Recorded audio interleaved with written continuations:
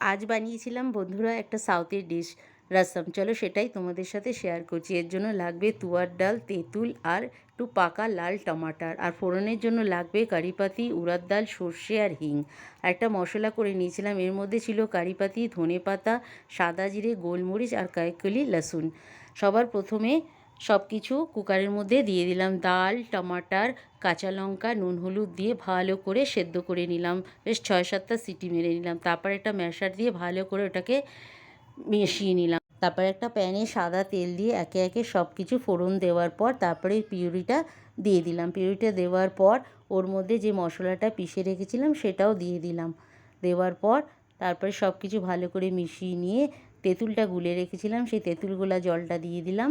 তারপরে 20 থেকে 25 মিনিট ভালো করে ফুটিয়ে নিয়ে সব শেষে ধনেপাতা দিয়ে সার্ভ করলাম। খুব ভালো লাগে বন্ধুরা, তোমরাও একবার ট্রাই করো, তোমাদেরও ভালো লাগবে। আর কেমন লাগলো জানিও কিন্তু।